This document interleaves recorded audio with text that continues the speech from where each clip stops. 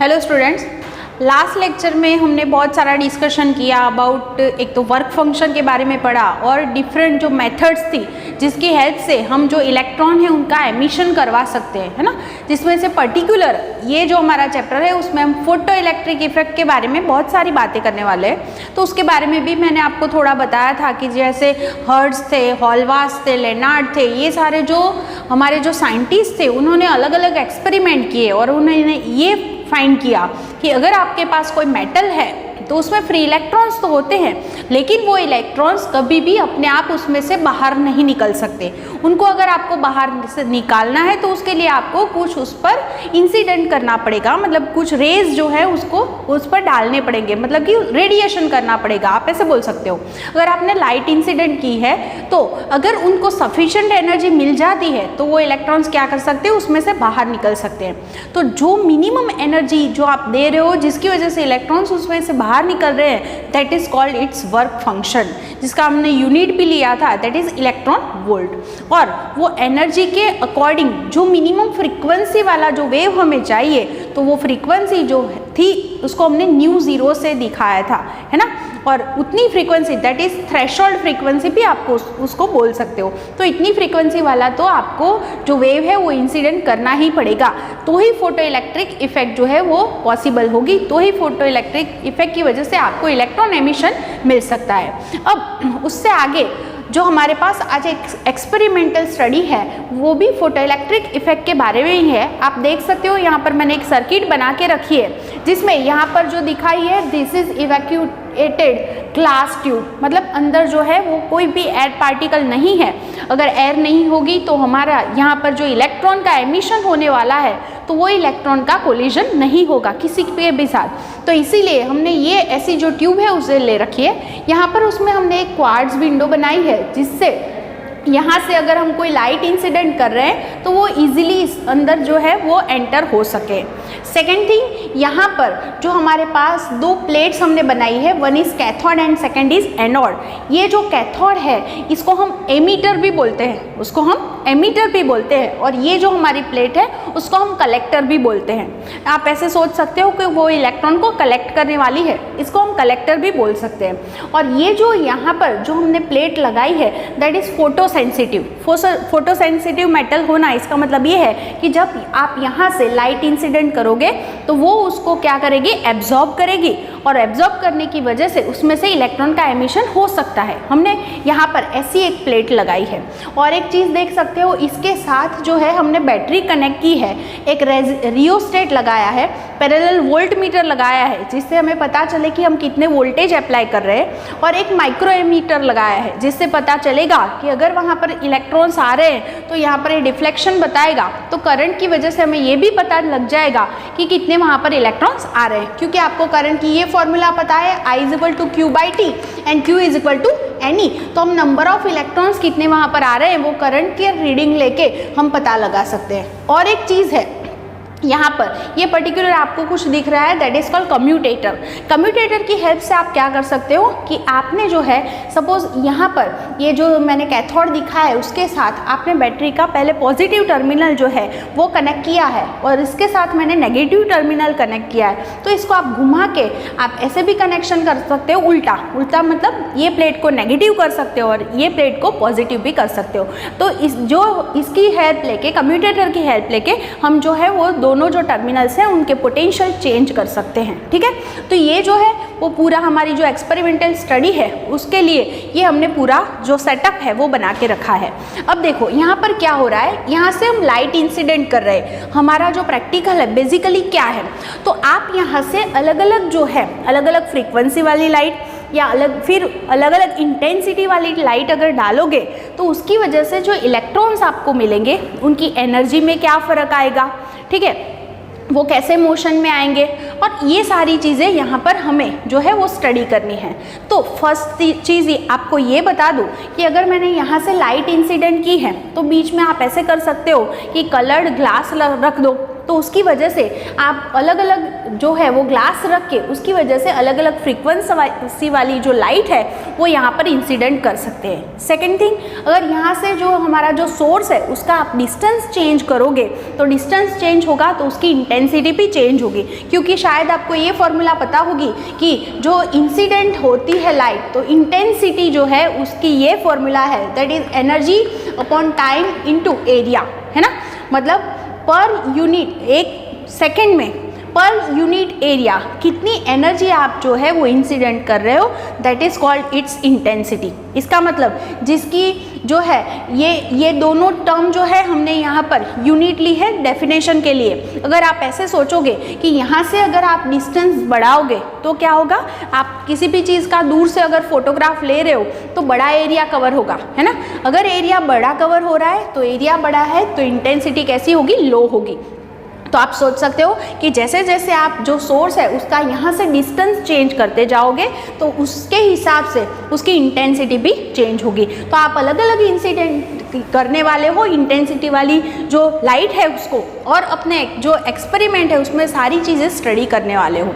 आप text book से पढ़ोगे तो वो सीक्वेंस अभी मैं नहीं ले रही, मैं अभी अपने हिसाब से आपको समझा रही हूँ। देखिए यहाँ पर, लेकिन पॉइंट्स यहाँ पर सारे में जो है वो यहाँ पर लेने वाली हूँ, तो वो टेंशन मत करना।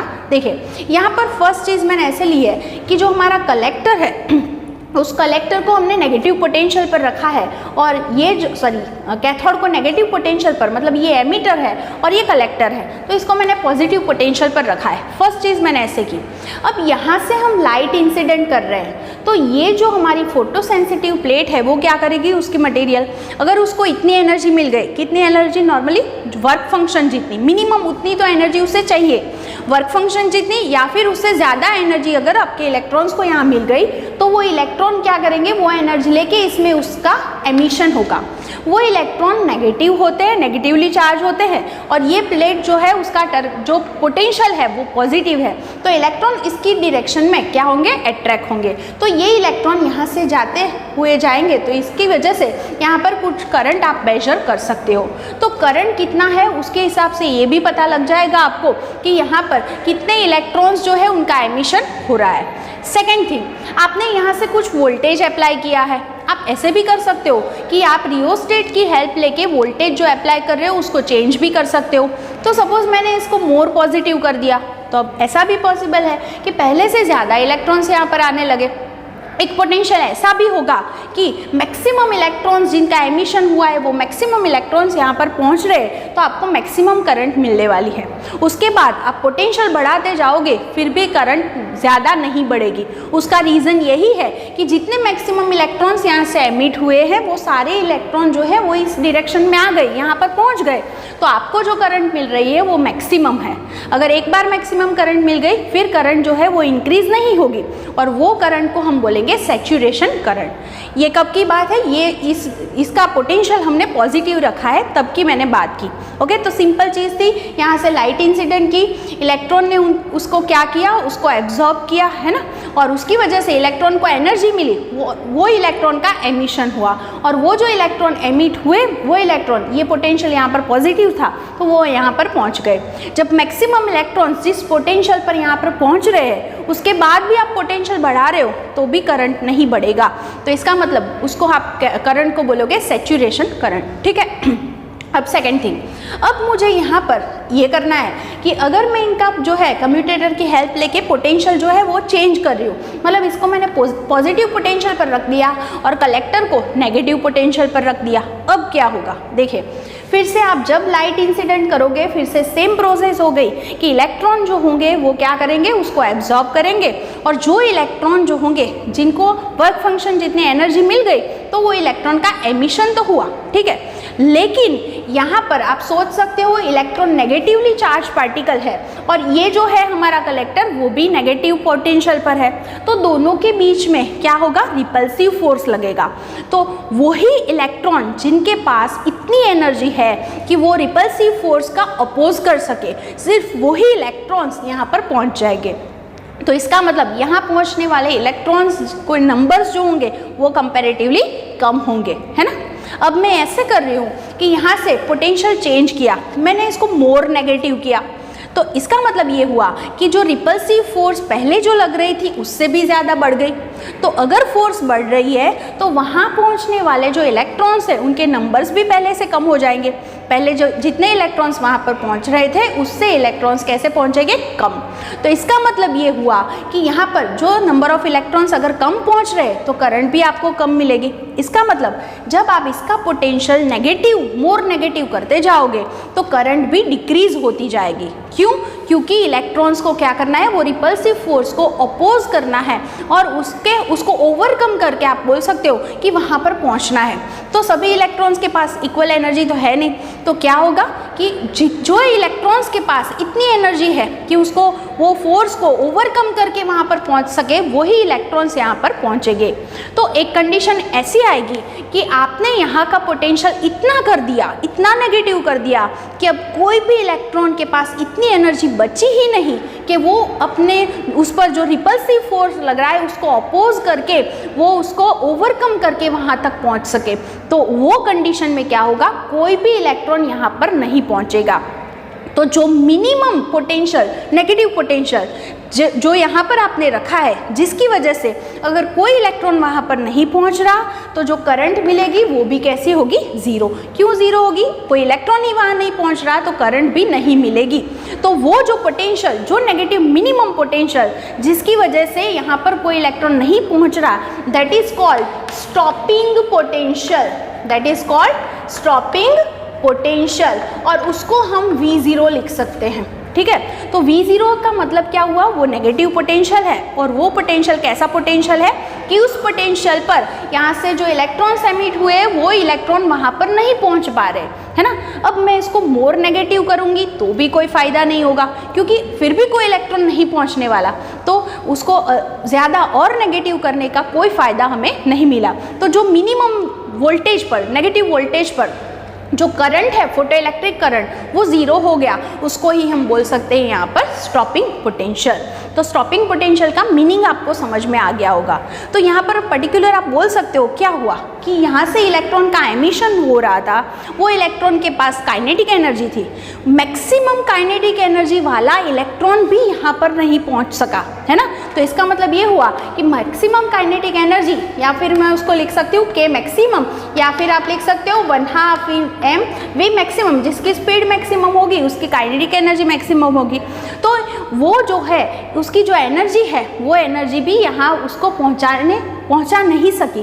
तो यहाँ पर पहुँचने के लिए जो वर्क करना पड़ेगा, तो वर्क दैट इज़ EV0, है ना। तो आपको पता है कि इलेक्ट्रॉन जो होते हैं, तो इलेक्ट्रॉन को अगर Q चार्ज है तो उसको कितना वर्क करना पड़ेगा, that is Q into V। आपने ये फॉर्मूला सेकेंड चैप्टर में पढ़ी है।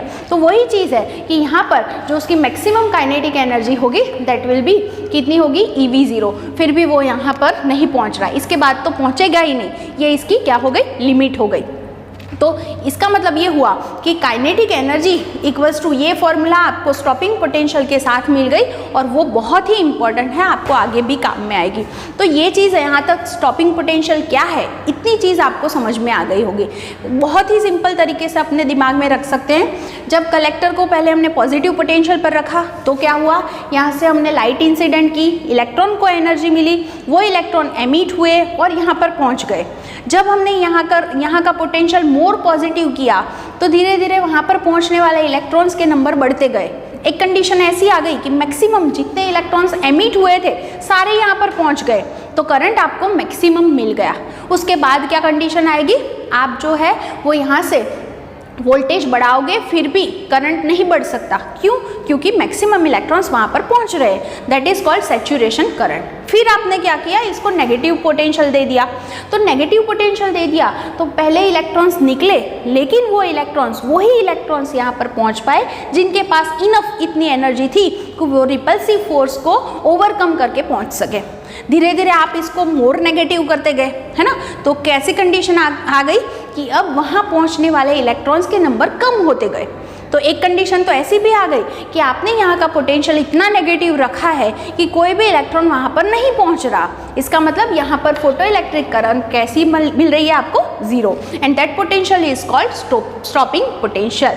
तो इसका मतलब इलेक्ट्रॉन की मैक्सिमम काइनेटिक एनर्जी इतनी थी और वो जो है उसको जो वर्क डन करने में चली गई, दैट इज EV0। तो 1/2 mv² इक्वल्स टू EV0। ये भी आपके लिए एक फॉर्मूला बन गई। तो यहाँ तक ये चीज़ आपको समझ में आ गई होगी कि व्हाट इज स्टॉपिंग पोटेंशियल। अब हमारे एक्सपेरिमेंट में हमें जो दूसरी चीज़ जो स्टडी करनी है उसके बारे में मैं आपको बताती हूँ कि यहाँ से हम जो यहाँ से लाइट इंसिडेंट कर रहे हैं तो अलग अलग फ्रीक्वेंसी वाली रे इंसिडेंट करेंगे, अलग अलग इंटेंसिटी वाली। तो उसकी वजह से करंट में भी क्या चेंज आएगा, स्टॉपिंग पोटेंशियल में भी क्या चेंज आएगा, ये सारी चीज़ों के बारे में मैं आपको बताने वाली हूँ। पहली चीज़ आपको मैं पहले से ये चीज़ बता देती हूँ कि आप अपने दिमाग में ये चीज़ रख सकते हो कि अगर हम लाइट की यहाँ पर बात कर रहे हैं तो लाइट जो है, जो उसका जो रे है that is made of photon. किससे बना है वो? फोटोन। और जो फोटॉन्स होते हैं वो एनर्जी का एक क्वांटा होता है, ठीक है। और उसकी जो एनर्जी है फोटोन की that is hν, where nu is its frequency, ये उसकी एनर्जी होती है। तो हमारे पास पूरा जो हमारा लाइट का जो रे है वो ऐसे n फोटॉन्स से बना है। तो हम उसकी एनर्जी को, आप अपने दिमाग में अभी ये चीज़ रख सकते हैं, बाद में हम पढ़ने वाले हैं। तो उसकी जो एनर्जी है दैट इज हम ऐसे लिख सकते हैं nhν, वेयर n जो है वो नंबर ऑफ फोटॉन्स यहाँ पर दिखा रहा है। तो यहाँ पर E इक्वल्स टू ये आपके पास फॉर्मूला हो गई, ठीक है। तो यहाँ पर आप सोच सकते हैं कि अगर नंबर ऑफ फोटॉन्स चेंज हो गए तो एनर्जी भी क्या होगी, यहाँ पर चेंज होगी। ओके, क्लियर है इतना। अब यहाँ पर हम ये सोच रहे हैं कि यहाँ से अलग अलग जो है वो फ्रीक्वेंसी वाली वेव्स जो है यहाँ पर इंसिडेंट करेंगे। याद रखना इलेक्ट्रॉन्स जो होते हैं वो क्या करते हैं, फोटॉन्स के जो आप बोल सकते हैं फोटॉन्स को एब्जॉर्ब करते हैं और कभी भी हाफ फोटोन एब्जॉर्ब नहीं करते। वो ऑलवेज आप ऐसे सोच सकते हो 1 फोटोन ले सकते हैं, 2 ले सकते हैं, 3 ले सकते हैं, लेकिन आधा कभी भी नहीं ले सकते। इसका मतलब ये हुआ कि यहाँ से सपोज पहले मैंने ऐसे सोचा कि न्यू1 फ्रीक्वेंसी वाला यहाँ से मैंने जो है वो लाइट इंसिडेंट की है, तो आपके जो इलेक्ट्रॉन्स होंगे वो क्या करेंगे, वो उसको एब्जॉर्ब करेंगे। तो वो कितनी एनर्जी लेंगे, दैट इज hν1। सपोज एक इलेक्ट्रॉन ने इतनी एनर्जी ले ली hν1।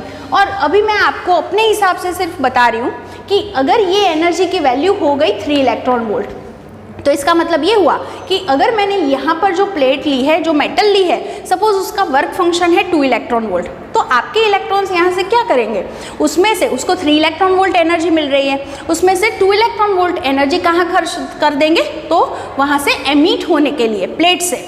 बाकी की उसके पास 1 इलेक्ट्रॉन वोल्ट जितनी काइनेटिक एनर्जी बच जाएगी, तो वो इलेक्ट्रॉन जो है यहाँ पर पहुँच जाएंगे। हम याद रखना है इसको हमने नेगेटिव ही रखा है। अब मुझे ऐसा करना है कि वो इलेक्ट्रॉन को यहाँ पर नहीं पहुँचने देना है, तो मैं क्या करूँगी, इसको मोर नेगेटिव कर दूँगी। तो एक पोटेंशियल ऐसा आएगा जब कोई इलेक्ट्रॉन वहाँ पर नहीं पहुँच पाएगा। ओके, तो इसका मतलब ये हुआ अगर यहाँ पर हम ग्राफ बना रहे हैं, यहाँ पर हम ले रहे हैं स्टॉपिंग पोटेंशियल या फिर आपको इसको बोल सकते हो रिटार्डेड पोटेंशियल, और यहाँ पर हम लिख रहे हैं that is photo electric current. यहाँ पर क्या लिया है हमने, that is photo electric current, ठीक है। अब यहाँ पर देखिए क्या हुआ कि आपका जो ग्राफ मिलेगा एट न्यू1 फ्रीक्वेंसी, न्यू1 फ्रीक्वेंसी वाली मैंने वेव ली है, तो वो ग्राफ जो है वो आपको ऐसा मिलेगा।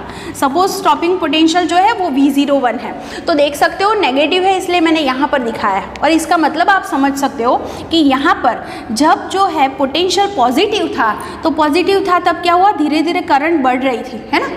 फिर करंट का कैसा स्टेज आ गया, सैचुरेशन, तो फिर करंट सैचुरेट हो गई, है ना, इसलिए मैंने कांस्टेंट दिखाया। तो करंट कैसे चेंज हो रही है उसका ये ग्राफ है। और ये जो है जब हमने पोटेंशियल नेगेटिव किया तो करंट धीरे धीरे डिक्रीज हुआ, देख सकते हैं आप। एक पोटेंशियल ऐसा आ गया कि करंट जो है वो 0 हो गया। तो यही चीज़ मैंने यहाँ पर ग्राफ में दिखाई है। और यहाँ पर ये जो है ये तो है ही कि न्यू1 जो होगी वो एनर्जी कैसी होगी, ग्रेटर देन और इक्वल टू न्यू0। इसका मतलब क्या हुआ कि न्यू0 कौन सी फ्रीक्वेंसी थी, कि जो फ्रीक्वेंसी मिनिमम ऐसी चाहिए कि जिसकी वजह से इलेक्ट्रॉन का एमिशन हो सके, है ना। मिनिमम उतनी जो है फ्रीक्वेंसी वाली जो रे है उसको तो मतलब आपको यहाँ पर दैट इज थ्रेशोल्ड फ्रीक्वेंसी, इतनी फ्रीक्वेंसी वाली रे तो आपको यहाँ पर जो है रेडिएट करनी ही पड़ेगी। अब मैं यहाँ से ये कर रही हूँ कि इससे ज़्यादा फ्रीक्वेंसी वाली जो है वो यहाँ से रे जो है मैं यहाँ से इंसिडेंट कर रही हूँ। तो आप समझ सकते हो अगर मैंने ये टर्म चेंज की तो जो इंसिडेंट एनर्जी है वो भी चेंज होगी। पहले सपोज 3 इलेक्ट्रॉन वोल्ट एनर्जी आप डाल रहे थे तो अब कितनी होगी, उससे ज़्यादा। सपोज मैंने ले लिया 4 इलेक्ट्रॉन वोल्ट, तो यहाँ से मैंने 4 इलेक्ट्रॉन वोल्ट एनर्जी इंसिडेंट की है। इतनी एनर्जी वाली जो है फोटॉन्स वहाँ पर हम डाल रहे हैं, तो इसके इलेक्ट्रॉन जो होंगे उसको एनर्जी मिल गई। लेकिन वो इलेक्ट्रॉन्स जो होंगे वो कितनी एनर्जी यहाँ से खर्च करेंगे, तो जितना उसका वर्क फंक्शन है, मतलब कि 2 इलेक्ट्रॉन वोल्ट। तो बाकी की उसके पास 2 इलेक्ट्रॉन वोल्ट एनर्जी बच गई, तो वो इलेक्ट्रॉन्स यहाँ से जो है यहाँ पर पहुँच जाएंगे क्योंकि उनके पास ज़्यादा काइनेटिक एनर्जी है, तो यहाँ से यहाँ पर वो पहुँच जाएंगे। लेकिन अगर मुझे उनको रोकना है, नहीं पहुँचने देना है, तो उसको इसी पोटेंशियल को मुझे कैसा करना पड़ेगा, मोर नेगेटिव। तो आप जो है उसका ग्राफ अगर मुझे बनाना है तो मैं ऐसे बना सकती हूँ। यहाँ पर ये मैंने न्यू1 के लिया है और इंटेंसिटी जो है वो मैंने कांस्टेंट रखी है, दैट इज I1। ठीक है, इंटेंसिटी नहीं चेंज कर रहे, सिर्फ हम फ्रीक्वेंसी ही चेंज कर रहे हैं। तो देखिए इसका मतलब ये हुआ कि अगर मैंने न्यू2 फ्रीक्वेंसी वाली जो है, अलग फ्रीक्वेंसी वाली अगर मैंने यहाँ से लाइट इंसिडेंट की है तो स्टॉपिंग पोटेंशियल मुझे अलग ही मिलेगा। पर आप देख सकते हो कि न्यू2 बड़ा था, मतलब इलेक्ट्रॉन को ज़्यादा एनर्जी मिली, तो इलेक्ट्रॉन को यहाँ पर नहीं पहुँचने देना है, तो इसे मुझे मोर नेगेटिव करना पड़ा। अगर मैं इससे भी ज़्यादा फ्रीक्वेंसी वाली जो रे है वो इंसिडेंट कर रही हूँ तो क्या होगा कि इलेक्ट्रॉन को और ज़्यादा एनर्जी मिलेगी। सपोज 5 इलेक्ट्रॉन वोल्ट मिल गई, तो उसमें से खर्च वो कितनी करेंगे, वर्क फंक्शन जितनी, बाकी की 3 इलेक्ट्रॉन वोल्ट एनर्जी लेके वो एमिट होंगे, तो वो यहाँ पर पहुँच सकते हैं। तो अगर मुझे इनको नहीं पहुँचने देना है तो मुझे इसको मोर नेगेटिव करना पड़ेगा। मतलब अगर मैं इसे ग्राफ में शो करूँ तो ऐसा होगा कि फॉर न्यू3 frequency the stopping potential will be more negative, that is न्यू3। और ये चीज़ तो आप समझ सकते हो कि पहले जो पोटेंशियल पॉजिटिव है तब करंट मिल रहा है, फिर सैचुरेट हो गया, इसीलिए ऐसा ग्राफ बन रहा है। और यहाँ पर ये दिखा रहा है कि जैसे जैसे आप नेगेटिव करते गए तो करंट डिक्रीज होता गया, फिर 0 हो गया। ओके, तो ये चीज़ आपको समझ में आ गई होगी कि स्टॉपिंग पोटेंशियल किस पर डिपेंड करता है, फ्रीक्वेंसी पर। अगर आप फ्रीक्वेंसी चेंज करोगे तो स्टॉपिंग पोटेंशियल भी चेंज होगा। ये चीज़ बहुत ही इंपॉर्टेंट है। ओके, अब सेकेंड थिंग, अब हम क्या करने वाले हैं कि अब फ्रीक्वेंसी को हम कांस्टेंट रखते हैं और इंटेंसिटी चेंज करते हैं। मैंने पहले भी बताया आपको कि इंटेंसिटी की फॉर्मूला है energy upon time into area. तो आप डिस्टेंस चेंज करके भी इंटेंसिटी चेंज कर सकते हो। ठीक है, हमारी बुक में डायरेक्टली 2 लाइन में लिख कर ही दिया है, लेकिन मैं उसको और अलग तरीके से आपको समझाती हूँ। सपोज आपने ऐसा किया कि डिस्टेंस चेंज नहीं किया, लेकिन अगर आपको आई चेंज करना है और फ्रीक्वेंसी कांस्टेंट रखनी है, तो मैंने अभी आपको बताया एनर्जी की formula that is NH new, है ना। अगर ये दोनों जो टर्म है उनको मैंने यूनिट ले लिया तो इंटेंसिटी की मेरी फॉर्मूला हो गई NH न्यू। अगर मैं न्यू चेंज नहीं कर रही फिर भी मुझे इंटेंसिटी इंक्रीज करनी है, इसका मतलब ये हुआ कि आप नंबर ऑफ फोटॉन्स बढ़ा दो। अगर मैं नंबर ऑफ फोटॉन्स बढ़ा दूंगी तो क्या होगा, n बढ़ेगा तो I भी बढ़ेगा। लेकिन यहाँ पर मैं क्या कर रही हूँ, फ्रीक्वेंसी जो है उसको मैं कांस्टेंट रख रही हूँ। फ्रीक्वेंसी जितनी है उतनी ही मैंने रखी है। तो ये सोचो आप कि सपोज यहाँ पर जब मैंने I1 इक्वल्स टू, सपोज मैंने 5H न्यू इतनी यहाँ लिख रही हूँ अलग से, सपोज मैंने इंटेंसिटी पहले रखी थी 5H न्यू1, ठीक है, अब मैं इंटेंसिटी रख रही हूँ 10H न्यू1। तो आप सोच सकते हैं यहाँ पर मैंने फ्रीक्वेंसी चेंज नहीं की, लेकिन नंबर ऑफ फोटॉन्स मैंने चेंज किए। पहले हमने 5 फोटॉन इंसिडेंट किए थे, अब मैंने 10 फोटॉन इंसिडेंट किए। तो यहाँ पहली कंडीशन में क्या था, जब इंटेंसिटी मैंने I1 रखी थी तो यहाँ मैक्सिमम 5 इलेक्ट्रॉन्स ऐसे थे जिनको एनर्जी मिल पाएगी, मैक्सिमम 5। तो 5 इलेक्ट्रॉन का ही एमिशन होगा। अब मैं 10H न्यू एनर्जी डाल रही हूँ तो क्या होगा, यहाँ से 10 इलेक्ट्रॉन का एमिशन पॉसिबल है ना, मैक्सिमम 10। तो इसका मतलब ये हुआ कि यहाँ से नंबर ऑफ इलेक्ट्रॉन ज़्यादा एमिट होंगे। अगर नंबर ऑफ इलेक्ट्रॉन ज़्यादा एमिट हो गए तो इसका मतलब यहाँ पर करंट भी पहले से ज़्यादा मिलेगी। तो वही चीज़ हमारी बुक में अलग अलग ग्राफ ड्रॉ किए, मैं एक में ही ड्रॉ कर रही हूँ कि अगर मैंने इंटेंसिटी I2 बढ़ा दी, where I2 is greater than I1, तो अगर न्यू1 फ्रीक्वेंसी है तो उसके लिए पहले इतनी करंट मिल रही थी, अब उससे ज़्यादा मिल रही है ना। लेकिन आप देख सकते हो कि उसका स्टॉपिंग पोटेंशियल वही रहेगा। उसका रीज़न मैं अभी आपको समझा रही हूँ। देखिए ये दोनों में फ़र्क क्या है, सिर्फ ये नंबर ऑफ फोटॉन्स का ही फ़र्क है, लेकिन इलेक्ट्रॉन जो एनर्जी एब्जॉर्ब करते हैं इन टर्म्स ऑफ h⁴, तो h⁴ तो पहले भी उनको 3 इलेक्ट्रॉन वोल्ट ही मिल रहा था, तो अभी भी इलेक्ट्रॉन को सेम एनर्जी मिल रही है। अगर एनर्जी सेम मिल रही है, सपोज h⁴ एनर्जी ही मिल रही है अभी भी 3 इलेक्ट्रॉन वोल्ट, तो वो 2 इलेक्ट्रॉन वोल्ट तो खर्च कर देंगे उसमें से एमिट होने के लिए, बाकी 1 इलेक्ट्रॉन वोल्ट जो बच जाएगी वो लेके वहाँ पर पहुँच जाएंगे। तो आप यहाँ पर पोटेंशियल कितना रखोगे, नेगेटिव V01, तब इलेक्ट्रॉन वहाँ पर नहीं पहुँच पाएंगे, तो वही स्टॉपिंग पोटेंशियल आपको मिलेगा। सेम चीज़ आप ν2 फ्रीक्वेंसी के लिए और ν3 फ्रीक्वेंसी के लिए भी सोच सकते हैं कि अगर हम फ्रीक्वेंसी नहीं चेंज कर रहे तो इलेक्ट्रॉन को जो एनर्जी पहली इंटेंसिटी में मिल रही थी वही अभी भी मिल रही है, सिर्फ क्या हो रहा है, नंबर ऑफ इलेक्ट्रॉन ज़्यादा एमिट हो रहे हैं। क्यों? क्योंकि हमने नंबर ऑफ फोटॉन ज़्यादा यहाँ पर जो है उनका रेडिएशन किया है, तो इसका मतलब ये हुआ ज़्यादा इलेक्ट्रॉन एमिट होंगे तो करंट भी ज़्यादा मिलेगी। तो ये जो हमारा पूरा ग्राफ है उससे आपको इतना याद रखना है, फर्स्ट थिंग कि अगर आप जो है वो ये फ्रीक्वेंसी चेंज कर रहे हो तो स्टॉपिंग पोटेंशियल भी चेंज होगा। इसका मतलब ये हुआ कि स्टॉपिंग पोटेंशियल है वो फ्रीक्वेंसी पर डिपेंड करता है, लेकिन आप देख सकते हो अगर मैंने फ्रीक्वेंसी वही रखी है और सिर्फ इंटेंसिटी चेंज की I1 से I2, तो यहाँ पर स्टॉपिंग पोटेंशियल चेंज नहीं हो रहा। इसका मतलब ये हुआ स्टॉपिंग पोटेंशियल फ्रीक्वेंसी पर डिपेंड करता है, ना कि इंटेंसिटी पर। लेकिन अगर हमने इंटेंसिटी इंक्रीज की है तो क्या बढ़ रहा है, that is photo electric current. तो इंटेंसिटी इंक्रीज करने से फोटो इलेक्ट्रिक करंट भी इंक्रीज होगा। तो हमें यही चीज़ अगर ग्राफ में दिखानी है तो हम ऐसे भी दिखा सकते हैं इसको कि कैसे यहाँ पर करंट जो है वो करंट कैसे इंक्रीज हो रहा है। तो दोनों के बीच का यहाँ पर मैं ले रही हूँ दैट इज करंट, ठीक है, और यहाँ पर मैंने जो लिया है दैट इज इंटेंसिटी। तो इंटेंसिटी जैसे बढ़ेगी करंट भी जो है वो सेम ऐसे ही बढ़ेगा। तो ये ग्राफ हमारा ऐसा बनेगा। अब दूसरा ग्राफ यहाँ पर मैं बना रही हूँ दैट इज यहाँ पर सपोज मैंने ले लिया है स्टॉपिंग पोटेंशियल और यहाँ पर हम ले रहे हैं फ्रीक्वेंसी। तो इसका जो ग्राफ है वो ग्राफ जो है वो कुछ ऐसे बनेगा, स्टॉपिंग पोटेंशियल और उसके हिसाब से जो है वो फ्रीक्वेंसी, दोनों का जो ग्राफ है वो ऐसे बनेगा। मैं इसको उल्टा मैंने बना दिया, मैं फिर से बना रही हूँ। यहाँ पर मैं ले रही हूँ स्टॉपिंग पोटेंशियल और यहाँ पर मैं ले रही हूँ न्यू। उसका रीज़न है ये जो है ये ग्राफ ऐसे बनेगा कि जैसे जैसे फ्रीक्वेंसी बढ़ेगी तो स्टॉपिंग पोटेंशियल भी बढ़ेगा, और वो ग्राफ आपका यहाँ से स्टार्ट हो रहा है ν0 से। क्यों? क्योंकि मिनिमम इतनी फ्रीक्वेंसी वाली जो रे है वो तो आपको इंसिडेंट करनी ही पड़ेगी, राइट। अगर आपने सिर्फ जो वर्क फंक्शन जितनी ही एनर्जी दी है तो यहाँ पर आप 0 पोटेंशियल रखोगे फिर भी आपको वही रिजल्ट मिलेगा, है ना, मतलब कि कोई इलेक्ट्रॉन वहाँ पर नहीं पहुँचेगा, राइट। तो इसीलिए ये ग्राफ यहाँ से स्टार्ट हो रही है। अब इसके अकॉर्डिंग जो हमारे थोड़े पॉइंट्स हैं वो हम डिस्कस कर लेते हैं। देखिए इस पर से हमने पहली एक चीज़ जो मैंने फॉर्मूला बनी दैट इज काइनेटिक एनर्जी जो थी 1/2 mv² दैट इज eV0। इसका मतलब ये हुआ इलेक्ट्रॉन्स की जो काइनेटिक एनर्जी है वो स्टॉपिंग पोटेंशियल पर डिपेंड करती है, और थोड़ी देर पहले भी हमने देखा कि स्टॉपिंग पोटेंशियल जो है वो फ्रीक्वेंसी पर डिपेंड करता है। तो ये दोनों का भी रिलेशन मिल गया हमें कि जो इलेक्ट्रॉन्स जो एमिट हो रहे हैं उनकी जो काइनेटिक एनर्जी है वो भी किस पर डिपेंड करेगी, तो इंसिडेंट जो फ्रीक्वेंसी है उस पर। अगर हम फ्रीक्वेंसी चेंज करेंगे तो इलेक्ट्रॉन जो एमिट हो रहे हैं उनकी काइनेटिक एनर्जी भी चेंज होगी। सिंपल ही लॉजिक है यहाँ पर कि आप जो यहाँ से लाइट इंसिडेंट कर रहे हो वो जितनी फ्रीक्वेंसी वाली होगी फ्रीक्वेंसी के अकॉर्डिंग जो इलेक्ट्रॉन्स हैं उनको एनर्जी मिलेगी। मैंने पहले भी बताया इलेक्ट्रॉन जो है वो कितनी एनर्जी लेते हैं दैट इज hν, है ना।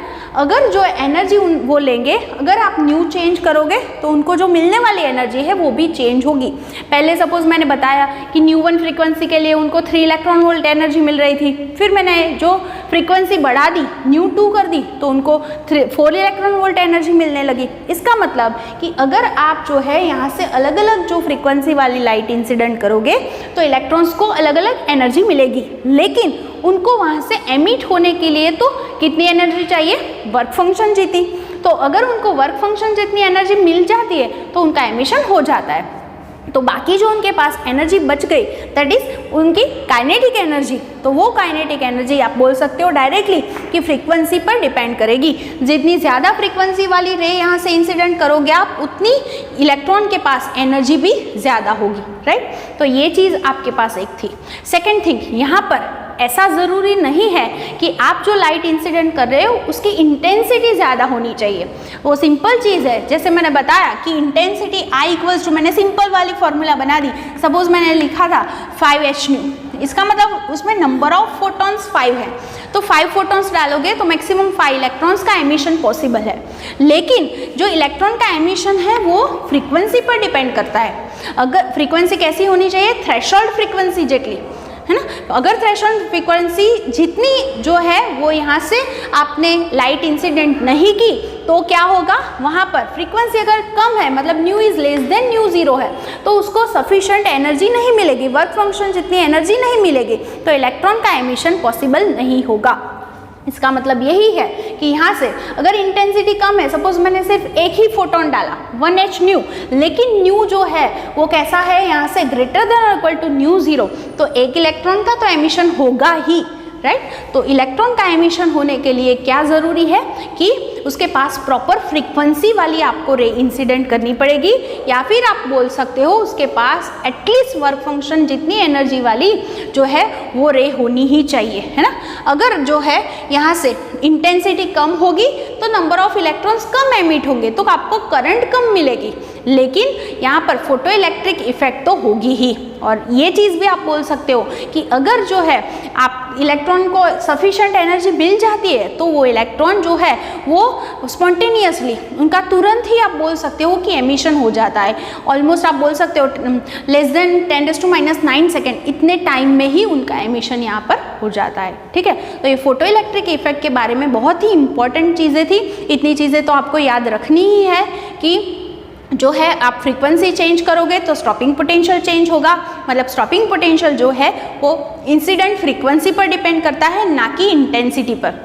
अगर आप इंटेंसिटी इंक्रीज करोगे मतलब आप नंबर ऑफ फोटॉन्स बढ़ा रहे हो, इंसिडेंट फोटॉन की नंबर बढ़ा रहे हो, तो ज़्यादा इलेक्ट्रॉन्स का एमिशन होगा, और ज़्यादा इलेक्ट्रॉन्स का एमिशन हुआ तो करंट ज़्यादा मिलेगी। मतलब कि अगर आपने इंटेंसिटी बढ़ाई तो आपको ज़्यादा करंट मिल सकती है, लेकिन जो है स्टॉपिंग पोटेंशियल जो है वो इंटेंसिटी पर डिपेंड नहीं करता। इंटेंसिटी बढ़ाओगे तो स्टॉपिंग पोटेंशियल जो है वो चेंज नहीं होगा। स्टॉपिंग पोटेंशियल कब चेंज होगा, अगर आपने फ्रीक्वेंसी चेंज की है तो। और जो इलेक्ट्रॉन एमिट हो रहे हैं उनकी जो काइनेटिक एनर्जी है वो फ्रीक्वेंसी पर ही, जो इंसिडेंट फ्रीक्वेंसी है उस पर ही डिपेंड करेगी। और पूरी प्रोसेस में एक चीज़ तो होनी ही चाहिए कि आप जो भी यहाँ पर लाइट इंसिडेंट कर रहे हो उनकी फ्रीक्वेंसी कैसी होनी चाहिए, तो ग्रेटर देन और इक्वल टू, ये इसकी जो है वो कंडीशन है, ग्रेटर देन और इक्वल टू न्यू ज़ीरो होनी चाहिए। मतलब थ्रेशोल्ड फ्रीक्वेंसी जितनी तो आपको फ्रीक्वेंसी इंसिडेंट करनी पड़ेगी। और पूरी जो है वो प्रोसेस कैसी है, स्पॉन्टेनियस, कि आप जब जो है लाइट इंसिडेंट करोगे, अगर सफिशिएंट लाइट इंसिडेंट की है तो विदिन 10⁻⁹ सेकेंड या उससे भी लेस टाइम में इलेक्ट्रॉन का एमिशन स्टार्ट हो जाएगा, मतलब कि फोटो इलेक्ट्रिक इफेक्ट आपको देखने मिलेगी।